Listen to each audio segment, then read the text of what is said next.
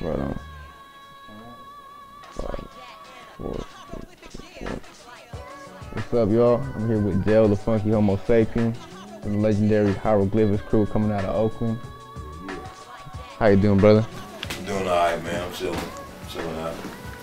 Man, so what kind of projects you coming out with coming up? I know you got one coming up with Ladybug Mecca, man.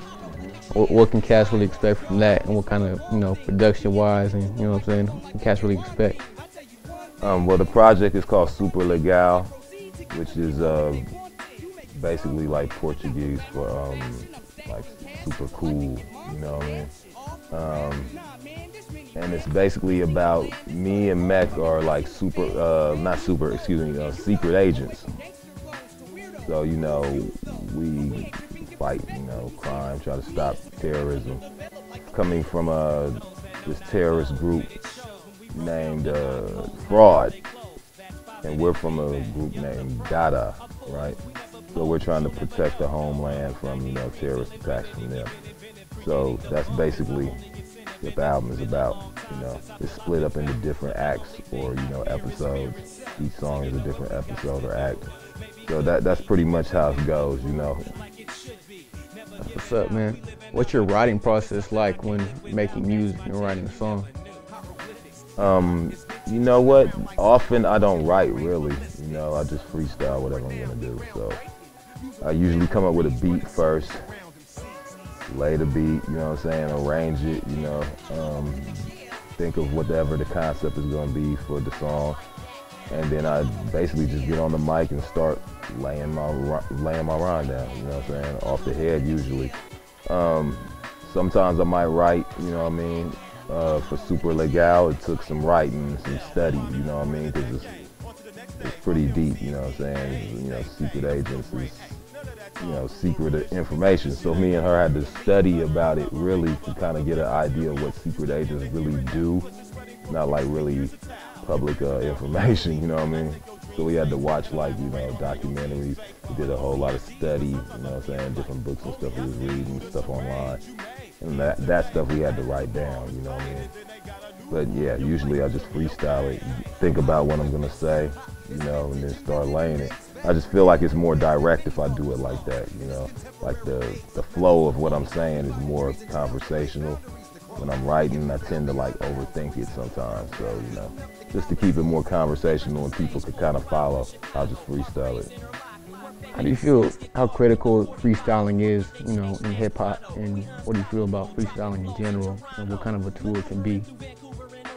Well, obviously, if you can, it's an asset, because look, I'm saying right now, I'll get on the mic and start freestyling my rhyme out. It definitely helps, if you could do that. I'm not saying that's something that every rapper should be able to do per se, but that's how we started, I started out battling fools, coming off the dome, basically. I didn't really write my stuff down. Ice Cube is the one that taught me how to write my raps down. But before then, it was just all freestyling off the dome. So it definitely helps, If you ever caught in a jam or you on stage, you forget something, or, you could always pick it up. You ain't gonna look like you stuck out there, Any advice for any upcoming independent MC coming up in the game right now? Yeah, I would say you try to broaden your horizons, If you're in the music industry, it probably wouldn't hurt to learn something about production or learn something about music theory, just to understand how music actually works, It can only help you definitely learn something about the business end of it, So you don't get super ganked, If you a new person in the game, you probably gonna get ganked a little bit, But you should try to be up on at least a little bit of business so you can have some kind of business sense about you. You know what I mean? I know you've been studying music theory for a while now. How long have you been studying it for, and how critical do you think it is when, as far as music production? I've been studying music theory for maybe, probably over 12 years now. It's just an ongoing process and an interest of mine. I also know how to mix a little bit, I can mix pretty much kind of master, do a pre-master of whatever I'm working on, pretty much tried to do everything, you know what I'm saying, that it's going to take to make a song and get it out there without having to go to too many people or rely on too many people. So that's the main reason why I learned all that. The music theory I wanted to learn because I was just interested in how, you know, how music really works, because all the people that I admire are, you know, from the 70s, 60s, whatever, you know what I mean? Like, they were musicians for real, so that's why I wanted to learn it, because I'm looking up to them, you know. As far as the importance of it, you don't need music theory to play music, you know what I mean? But if you know it, you know what I mean? Like, it's like, you know, you could probably you know, play Super Mario Brothers or something, you know what I'm saying? Some whatever video game. Street Fighter. You could probably play it without reading the instructions and stuff, but if you read the little manual or the, you know what I'm saying, the strategy guide or something, you're gonna be raw, you know what I'm saying? You just know way more. So, you know, and you probably get more enjoyment out of the game as well. So it's like, you know, if you learn at least the rudimentary levels of music theory, you could at least, you know, kind of enjoy what you're doing, really know what you're doing. It just helps you with your expression, man. It's just tools, you know what I mean? What were your influences like growing up as far as production and, you know, just rapping-wise music? Basically, like, you know, funk in general, you know, Parliament, Funkadelic, you know what I mean? I just was hollering at George Clinton not too long ago. I just did a song for him, actually. You know, that George Clinton pretty much is the top, you know what I mean? Frank Zappa too, you know what I mean? All the early hip-hop dudes, you know what I mean? Everybody that was raw, basically. But Melly Mel, you know, Africa Bambaataa, Run DMC, them is the cats that made me want to start rapping. How do you feel big of a important or difference funk has made on music in general, as far as America, you know what I'm saying, influenced different genres as far as funk? I mean, basically everything pretty much began and ended with James Brown, pretty much.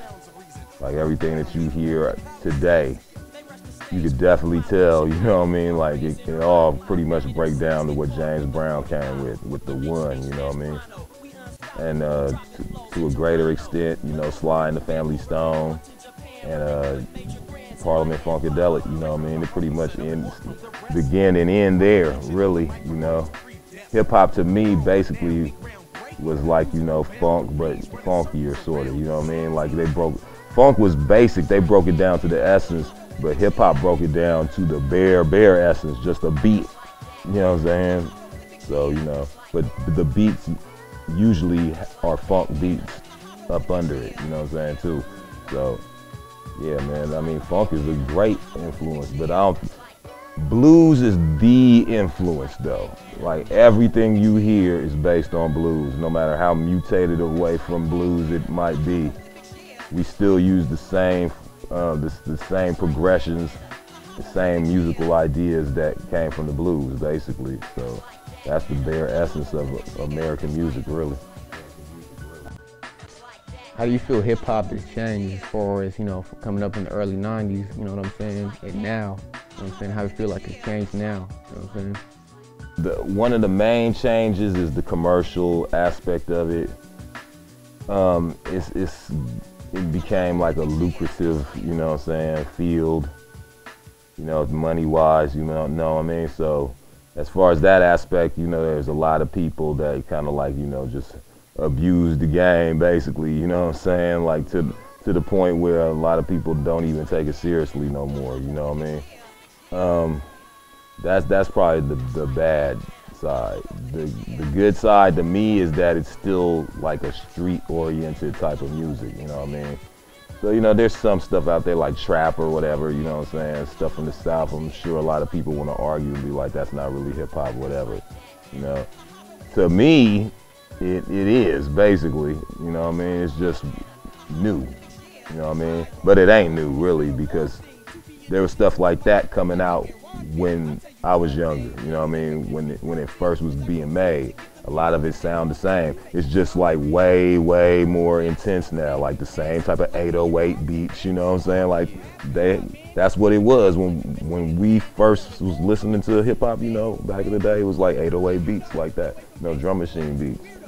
But they took it to a new level, you know what I'm saying? Like a new level. So to me, that's like exciting. Like, wow, they took that and really like thugged it out, you know what I'm saying? So, you know, but a lot of people, they want to divvy it up, you know what I'm saying, into different, well, that's rap, that's hip hop. That's probably like another downside to it. Like everybody is like, I don't want to say everybody, but like a lot of the heads is like, you know, really damn near prejudiced, I would say, you know what I'm saying? Like, you know, I don't fool with that. That ain't real hip hop. Like, you know, it's always an argument. You know, I'm like, you know, I don't care what you rap about. I don't care what if it's dope, it's dope. That's the way I've always looked at it. If you got flavor or whatever, you dope. Tight, you know what I'm saying? If the more different, the more you it is, the better. That's probably another downside, is that people went from trying to just be them and be the best them they could be to I'm a copy whoever seemed to be popping, because, you know, that seemed to be the working formula or whatever. But that's the commercial aspect of it, you know what I mean? Like now that you can get hella money seemingly by doing it, you know what I mean? Like a lot of people is like eager to bounce up in it and copy whoever, thinking that they're gonna have the millions or whatever these other cats got. And it's not working like that. They basically flooding the market and making people sick of even listening to it, period. You know what I'm saying? It's like a farce to people.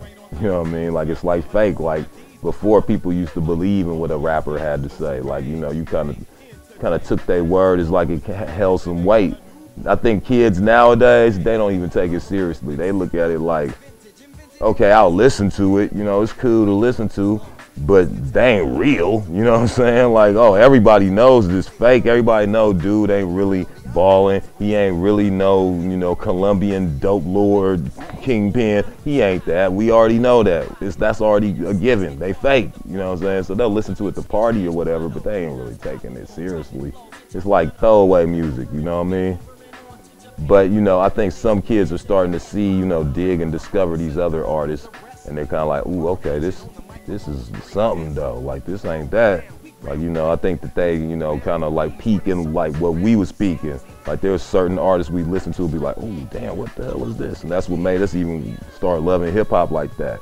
So I think there's a resurgence of that going on now, you know. Also, hip hop, I would say, brought forth a lot of these other styles that you hear out here today. You know, like as far as EDM is concerned, or, you know, electronic dance music, you know what I mean? Like dubstep, you know, glitch hop, stuff like that. You know what I'm saying? Hip hop is basically an electronic based music too. Like, we was the first to really freak samples, you know what I'm saying? Like, we the ones that came up with that. I mean, sampling the technology was around, but we took it and made it do stuff that people never even thought you can do with it, to the point where people started suing people for it because, you know, they didn't really know. And then, you know, people started abusing it, and then that kind of woke people up in the industry like, oh, this is what they doing? We could get some money for this. There's got to be some money in this for us. I mean, you can't just sample on records like that. I mean, we gonna have to sue you, you know? They didn't know at first because it was on the under, and we wasn't really trying to broadcast it like that. But then people started coming out like, I'm gonna take this whole song, since it was a hit back then, I'm gonna take this whole song, and I bet you it'll be a hit now, and I'm gonna make my money, you know what I'm saying? And everybody started abusing that, and it woke up the industry like, oh, okay, that's what y'all was doing. So, you know, that's what I mean when I'm saying, like, in a lot of ways, dudes kind of like was abusing it, got lazy with the art, you know, and some of these other cats out here with the EDM and stuff, that just show you the evolution of where people took it. Like, okay, if we take it and do this and do this, you know. So now you got these other styles out here that are way more futuristic. Like, we kind of stuck on pause, you know what I mean? We stopped at the chopping samples on the MPC and kind of stopped there. And everybody else is like on something like this or something, you know what I'm saying? Like, overseas, they're like, yeah, we watched you with the MPC, we made this. You like it? It's the new sampler. No, I don't want to see that, man. Just give me 2 turns. That was a no. Look, but we studied you, and we made this after studying you. It's the new thing. Do you think it's tight? No, I don't want to talk about that. You know what I'm saying? Like, it's kind of like that. Like, people kind of just push pause, you know what I mean? Not everybody, but you know what I mean? Like in a lot of ways, people be stuck in the 90s, you know? So those are some downsides, but the upsides is like people are still creative. A lot of youngsters are still creative, so I'm not one of these haters out here that's hating on young cats, you know what I'm saying? That ain't me at all. Matter of fact, I'd rather be listening to what they listening to than what a lot of my peers is probably listening to, you know? How do you feel like the industry has changed, you know, corporate-wise, and the business aspect of making music, you know what I'm saying? How's it changed? Like everything else is futuristic, everything easier, you know what I'm saying? A lot of processes that you had to do like manually yourself, you don't have to do no more, so it's just easier, you know what I mean? Everything is more compact, which to me is great, because I've always been that type of dude. I like stuff that's futuristic, you know what I mean? So now it's like great living in this time. To me, it's like, oh, okay, I could make an album with my iPhone. If I would have had that in like high school, oh my God. You know what I mean? Like it would have been crazy, you know what I mean? But I could have it now, so it's just as good to me. But a lot of people, you know, they don't like that. You know, you know how it is, man. A lot of my peers, they turned into their parents basically. You know what I'm saying? Because, you know, when we was young, our parents used to be like, now when I was your age, we had to walk a mile in the snow to get to school. We couldn't drive to school. We didn't get a ride or whatever. So now it's kind of the same way. No, I don't use recycle. Back in my day, we had to really chop our samples and, you know what I mean? Like, we didn't use Serato. Back in the day, we had to carry crates of records.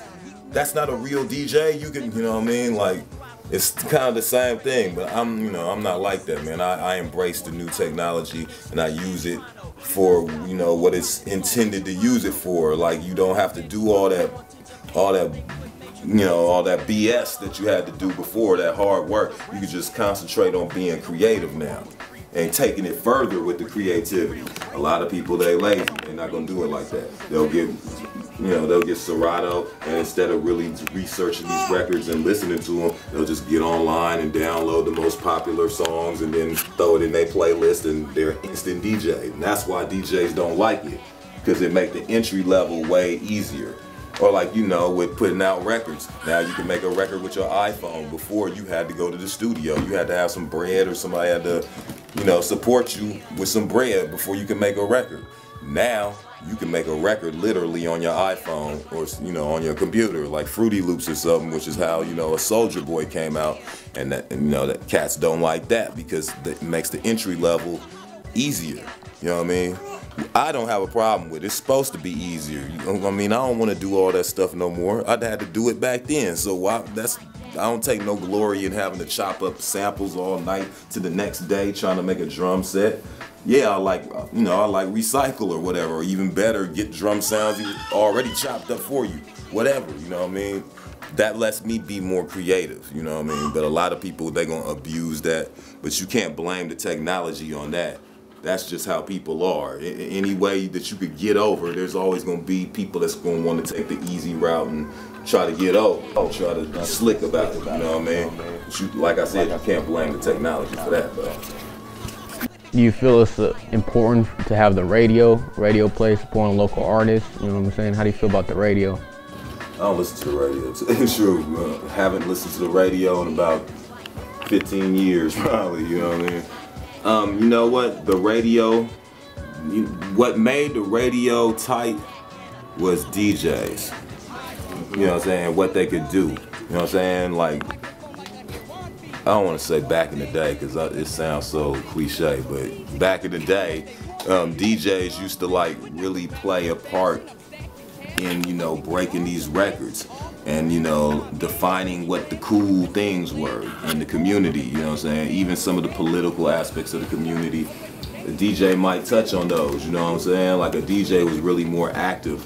Nowadays, Clear Channel got the DJs, you know, hands tied behind their back and stuff. They gotta play this one playlist that the whole country is playing, and they can't step outside of that or else they're gonna get fired. So they don't have the freedom to really break records like they used to. You know what I'm saying? It's like they're being controlled, and it's not their fault. I done talked to DJs, you know what I'm saying? And they'll be like, man, I bump your stuff, Dell. I wanna play it on, you know, on the air, but they'll fire me. It's not on the playlist. Like, they'll really fire me if I try to sneak a Dell record on.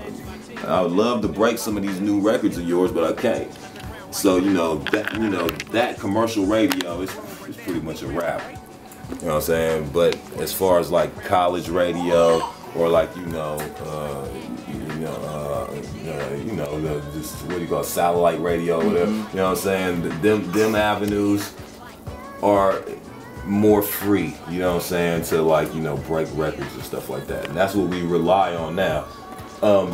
Mixtape DJs too. You know what I'm saying? They still are hella important. You know what I'm saying? Because they still break records, but the mixtape has like evolved.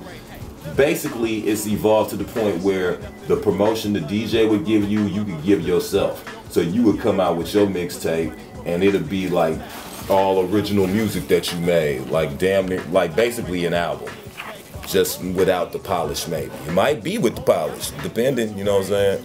But you put it out, you will promote yourself. So like it's to the point where the middleman kind of cut out. Once again, the technology allows it to where you could be your own DJ, basically. You can promote yourself. But now the DJ, he's a musician now. You know what I'm saying? Mm-hmm. So like now a DJ can be as popular as like, a solo artist or something like that. And you've seen it with like, like Diplo or somebody like that. You know what I mean? Like in the EDM arena, you know what I mean? They're basically DJs, but they're like producers too, because their role has expanded now. You know what I'm saying? And a lot of these pieces of technology has allowed them to expand their role in music. So everything is evolving and stuff, But the radio, like, you got the internet, man. I don't even, like I said, I don't listen to the radio. Why? Anything I want to hear, I could just go on YouTube or possibly download it. You know what I'm saying? Definitely could buy off iTunes or whatever. Hear word of mouth. People put out their mixtapes. You can go to like the blogs, any blog that you choose of whatever genre of music that you into. You ain't even gotta ever listen to no other genre except your favorite forever if you wanted to. You know what I'm saying? You got a direct link with the internet, which I think is great. I know the industry think that it's like it's destroyed the industry. Yeah, but that's good though. You know what I'm saying? Because they was monopolizing the game. They can't do that no more. You know what I mean?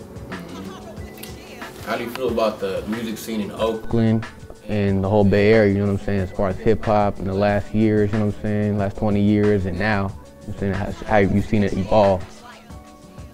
I support the Bay, you know what I mean? Like I said, funk is like the main core ingredient of all this. And we was a big part in that here in the Bay Area. So of course I'm gonna support the Bay. I'm proud that the Bay has that musical history, you know what I mean? Like Sly and the Family Stone was a big deal. They from here, you know what I'm saying? Like I'm proud to say that.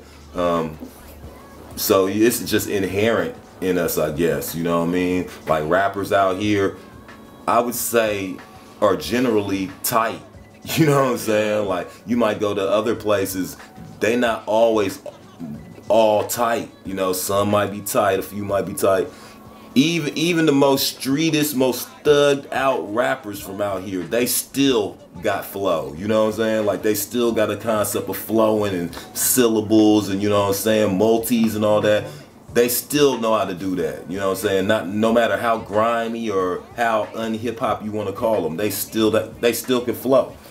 And they still got a musical like ear out here. Like that's just the nature of the Bay, I guess, I guess we just got it like that, I guess. But I support fools out here. I'm gonna let you know though, I don't listen to a lot of stuff because I'll be making my own stuff. But I come across fools every now and then, you know what I'm saying? Like Locksmith. Locksmith is somebody that I really was like feeling. Because I seen him on like the battle scene and stuff. I'll be getting into the battles and stuff, watching fools get ate up or whatever, you know what I'm saying? It is great entertainment to me, you know what I'm saying? Like me as an MC and me coming from that, now it's like, it's like the sports channel or something, you know what I'm saying? Like they brought it to that level of looking clean, you feel me? So like it's exciting to me, but yeah, Locksmith is one dude that I'll be checking out, There's a Hope He Spit Hard too. I fool with her too, yeah. There's a few out here, but I just keep my ear open whenever, you know, check out what is it, Dizzler on the Roof every now and then. I go check out that other little Bay Area blogs and stuff I check out now and then just to try to, you know, see what's going on. But yeah, you know I'm gonna fully support the Bay. I'm from East Oakland, so. But you know, San Francisco, I got peeps up in San Francisco, you know what I'm saying? I'm out here in Richmond now, you know what I'm saying? So I represent the whole Bay, even though I'm from Oakland. Is there any artists that you want to collab with that you never, you know what I'm saying, that you haven't worked with yet? Yeah, Sugar Free. So Sugar Free, if you watching this, what's up, man? Like, I want to collab with you, man. I know you seen me at Rock the Bells, you know, so yeah, Sugar Free, he that dude. I would like to collab with him, man. I've been a big fan of Sugar Free and the way he spit his game for many years now, you know what I'm saying? He's very talented as an artist, you know what I mean? So, yeah. How long have you known the Hieroglyphics for, you know what I'm saying? How'd y'all meet, you know what I'm saying? How was the experience, you know what I'm saying? You know, rapping, you know what I'm saying? Hyro, I've known A+ and Tajay since, you know, we was very young, like, you know, elementary school young. The rest of them I met, you know, as time progressed. I basically met Opio in high school. Cash, I met a little bit before high school. Pep, I met after I graduated, basically, you know. J-Biz met around the same time, you know what I mean? So the other cats basically I met later, you know what I'm saying? But Tajay, Tajay and A+ I've known the longest, you know. Festo too. I met Festo lived down the block from me, but like I didn't really get to know him till later, you know what I mean? So that Domino, I actually met Domino through Dante Ross, the cat that signed me to Elektra Records, you know what I'm saying? Shout out to Dante, you know. That's my brother basically, you know what I mean?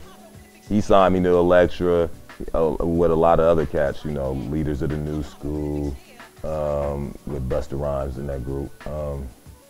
Brand Nubian, you know what I mean? KMD, you know what I'm saying? Which MF Doom used to be Zev Love X from KMD. You know what I mean? Like he did big things, you know. He also worked with De La Soul too.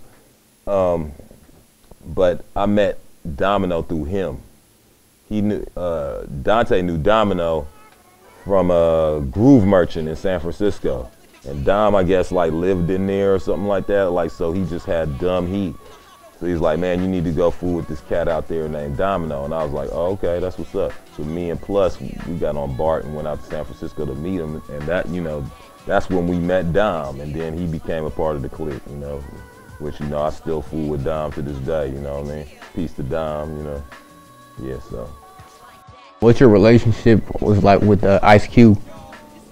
I grew up around Ice Cube, you know what I'm saying? Because, you know, that's my mom's brother's son, you know what I mean? So, I mean, there you go, you know what I'm saying? Like every summer I'd see him, you know, even maybe sometimes more than that. So we both started rapping around the same time. So when Cube got a deal, see Cube, let me think. Cube used to live next door to, I think, Dr. Dre's aunt, right? And Sir Jinx is his cousin, I believe. So they used to be out somewhere, you know what I mean? Cube and Dre or whatever, they used to be gone. So I hooked up with Sir Jinx by going across the street to their house, and Jinx would be out in the driveway playing with remote control cars. You know what I mean? Like he was older, but he was out there playing with remote control cars, you know. So I went out there, was stripping off the cars, and was like, somehow I figured out he was a DJ and he knew how to produce and stuff. He had this group called Busy Boy Production. So I let him know I could rap. I let him hear some raps. He was like, oh, damn, you raw, you know what I mean? So he put me down with him, kind of took me under his wing. You know what I'm saying? He was like my mentor. He taught me how to produce. He taught me, basically really taught me how to make songs, really, because I couldn't even really make songs, really. You know what I mean? Like, they was straight freestyle and hella abstract. him and Cube like taught me how to have some kind of structure with my songs, and you know what I mean, like make it something that somebody could listen to and kind of follow a little bit, you know what I'm saying, without being just a super duper hip hop head, you know. So yeah, that, I mean, that's my relationship with my cousin though. I mean, I knew my cousin before rap though, so you know, we pretty close, you know what I mean. I don't talk to him as often now, of course, you know what I mean, because we both grown and stuff, but I got his number, you know. If I wanted to call him, I could call him, be like, what's up? Need to call him actually, because I ain't talked to him in a minute, but yeah, you know what I mean. Like you know, my brother just died, like, you know, a couple of years ago. He got hit by a car or whatever. So Cube actually flew out to the funeral, you know what I mean? So, you know, that meant a lot to me. But like this Ice Cube, so he at the funeral, he gotta kind of be on the under, because if people see him and recognize him as Ice Cube, it'd be like a, you know, like a, not a riot, but you know what I'm saying, it'll cause a scene, which it did kind of, because people seen him and knew he was, you know what I mean? But he did that, you know what I'm saying? Even though he's busy or whatever, he flew out here. So, you know, that meant a lot to me. But yeah, you know, I'm cool with Ice Cube, you know what I'm saying? He taught me a lot about the game, period. And to me, he a black hero, you know what I'm saying? Like, he reported on all this stuff that was going on in LA that didn't nobody care about or know about until NWA came out, you know what I'm saying? And he was the brain of NWA. Once he left, it was just thuggery. You know what I'm saying? Like, for real. But when he was there, it had like a social conscience. It had like a, you know, it was basically like the West Coast Public Enemy. Basically, you know what I'm saying? But we was just reporting on what was happening out here. Yeah, you know, there you go, Ice Cube, you know what I'm saying? Like, you know, like he did big things. But we had a show out here in Oakland not too long ago, maybe like 2 or 3 years ago. We did a show out in Oakland. That's the first time we both did a show in Oakland. And it was raw, you know what I'm saying? And he went on stage, he was like, man, I'm proud of my cousin. He from the O, you know what I'm saying? He's still doing it. Like, I think he used to look at me like, man, you weird, man. Like, you know, you need to do this or whoop-de-whoop, you know what I'm saying? Like, that ain't gonna work or whatever, you know? He was just trying to help me out. But so, you know, he respects the fact that I stuck to what I wanted to do, and I'm still doing it, you know what I mean? He hella respect that, because a lot of fools, they don't even be doing no hip-hop, nothing no more. Everybody done changed and, you know what I'm saying, transformed into something else. But I stuck to, you know, to that core hip-hop, you know what I'm saying? And he from that, so he, you know, I'm sure he can appreciate that. Yeah, the countries you're gonna tour and hit up pretty soon? How the tour looking like? I'm going to Brazil, you know what I mean? Possibly Europe, but me and Mecca going to Brazil. Mecca is Brazilian actually, so I'm working with these cats named Os out there. They make these shoes right here. You know what I'm saying? Os is the name of the brand, and they Brazilian shoes. You know what I'm saying? They skate shoes basically. They not out here. You know what I'm saying? Like, you could only get them out in Brazil and around Brazil. But they made in Brazil, you know what I'm saying? They're not like outsourced to some other country, made cheaply. Like, they make them there, you know what I'm saying? So, you know, I had a lot of respect for them for that. The dudes that put it together, they pro skaters, and they just wanted to make a quality shoe, you know what I'm saying? Like, they're not hella interested in selling hella or trying to make a rich off of it. They just wanted to make a tight shoe. So, you know, I feel that.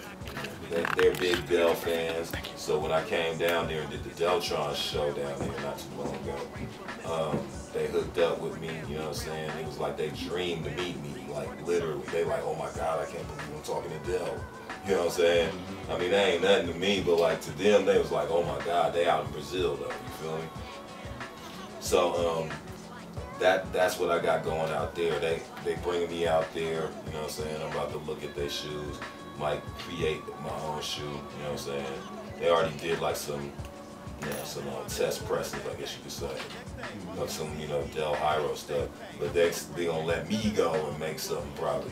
We're gonna do like a little tour around there, and then we're gonna stay for a couple more weeks, me and Mecca, and work on some music out there. How do you feel about the clothing line coming out, the Hyro brand? And what do you envision it being like in the future? You know what I'm saying?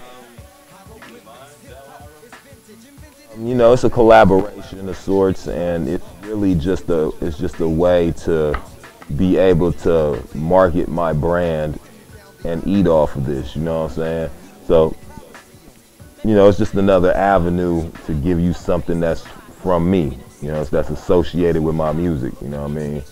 You can wear it. You know what I mean? And yeah, I'm down with Dell. You know, I fool with this. You know what I'm saying? It means something. It stands for, you know, for me, it stands for quality. It stands for something that's real. So if you wearing it, that's what you about. You know what I'm saying? Like, you know, I'm not about no fake mess. You know what I'm saying? I'm down with the real or whatever. You know, something authentic. So that's all it is, man. It's just another way to, you know, to service people with something that's got my brand associated with it. It's not the music per se, but it's still part of my brand, and you know, it represents that. And we try to make some stuff that's quality. I'm not trying to throw fools nothing that's some boo-boo or nothing like that. And you know, I'm working to get it to a point to where we got even better stuff. You know what I mean? But right now, you know, it's working small, you know, baby steps. You feel what I'm saying? It might work its way out to a full like clothing line at one point. But right now we just starting off small, you know, some basic stuff, you know. But we got stuff like that. I think it's clean, like socks, you know what I'm saying? We got like long socks, like the thick ones, you know what I'm saying, with little high rows. Like I be wearing them socks, you know what I'm saying? Like they tight, you know, caps and stuff like that, you feel what I'm saying? So, you know, t-shirts, you know, the whole, you know, spiel that, you know, that other companies got, you know what I mean? But we do it in our way. So that's all it is for now, man, you know. What was the meaning behind the whole hieroglyphics logo, and how did you come up with it? The Hyro logo, well, I don't even want to say we, because really I created it, but I drew it on a napkin or something like that, you know what I'm saying? Like I wanted it to be like a happy face type of, like, I studied art, you know what I'm saying? Like I studied design, you know what I'm saying? Graphic design, stuff like that. So I was trying to come up with something that would be simple, but, you know, something that would convey what I was about, sort of, you know, just in a manner of speaking. So I wanted to be like a happy face, but instead of it smiling, you know, like just a line for like, you know, it's serious or, you know, meditating or something. And give it a third eye, you know what I'm saying, instead of just two eyes. Because that was like a big thing with us, you know what I mean, just the third eye vision and having the sight beyond sight, you know what I mean, like that was a big thing with us. So that's how I came up with it. I drew it on a napkin and then elaborated more on it with the design team up at Electra once I got signed, and then that's how it got refined into what you see now, you know. So that's where it came from, really out my head, basically. Right on, Dale. Thank you for the interview, man. Right on, brother. Okay. Right on, man. Thank you. Right on, man. It was dope, man.